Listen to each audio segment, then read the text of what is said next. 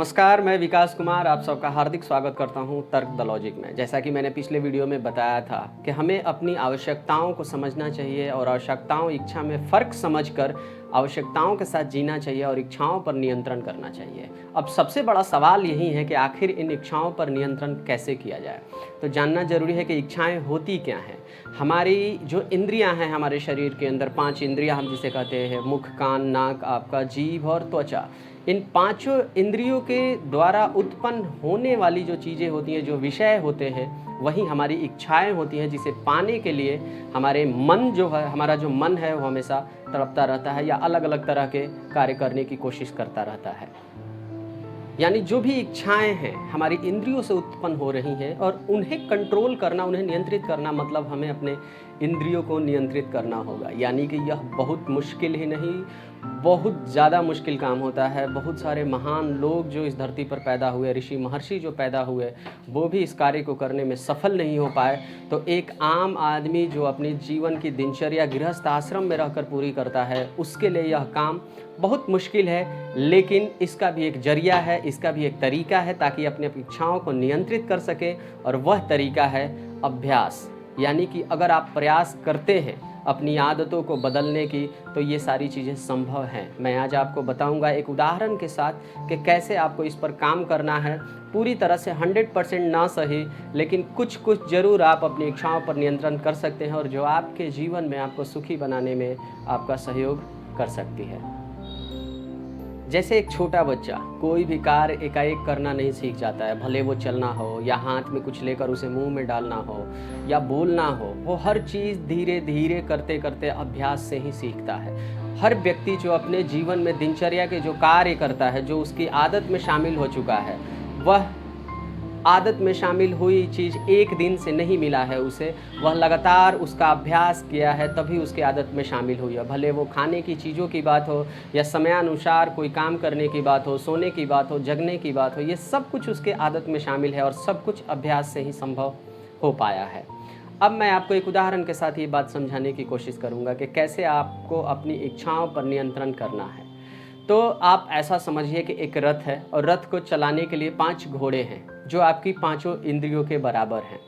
अब दूसरा जो व्यक्ति उस घोड़ों को कंट्रोल करता है, नियंत्रित करता है, वो सारथी होता है रथ में बैठा हुआ। वो आपका मन है, जो कि आपके ही शरीर का एक भाग होता है। और तीसरा आप हो, आपकी आत्मा हो, आपके अंदर की जो कॉन्शियसनेस बोलते हैं जिसको, इनर कॉन्शियसनेस, वो है आपका, वो आपकी आत्मा है जो आप हो, और आप मालिक हो, उस रथ पर बैठे हुए हो। घोड़े हमेशा, पांचों जो घोड़े हैं, कोई इधर भागने की कोशिश करेगा, कोई उधर भागने की कोशिश करेगा, पांचों दिशाओं में भागने की कोशिश करेंगे। और ये मन जो है वो कभी कहता है कि इधर चलो, कभी इधर चलो। अब मन को आपको नियंत्रित करना है, कैसे होगा? अब ये जो आपका मालिक बैठा हुआ है, जो आपकी आत्मा है, आपको अपने मन को बोलना है कि अगर घोड़ा कोई दूसरी तरफ जा रहा है तो बोलना है कि नहीं, उसे रोको, उसे इस तरफ लाओ।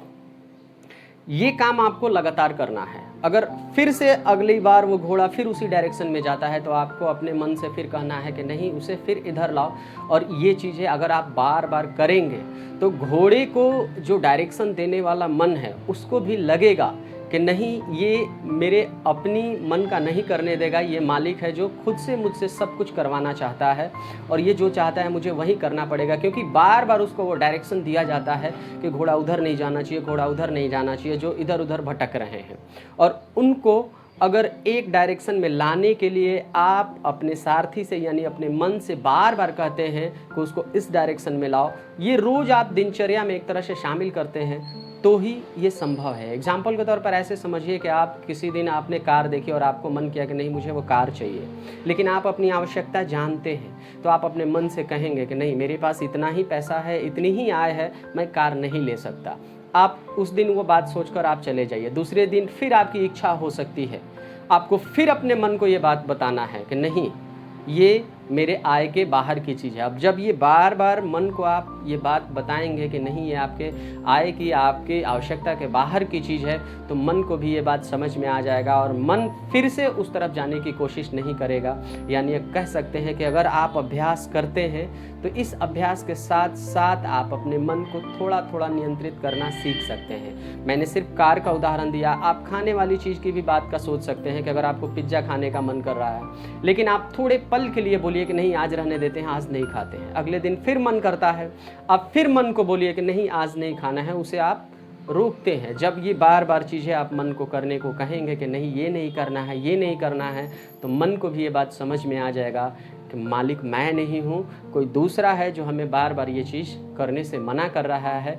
और फिर आप उस मन पर अपना नियंत्रण थोड़ा मोड़ा तो ज़रूर कर लेंगे। मुझे अगर मेरी बातें आपको अच्छे से समझ में आ गई और आपको लगता है कि ये कारगर हो सकता है आपके अभ्यास से, तो आप कमेंट करके ज़रूर सुझाव दें और शेयर करें, बाकी लोगों को भी समझाएं, ताकि लोगों के जीवन में जो उतार चढ़ाव हैं शायद उन्हें इससे मदद मिले।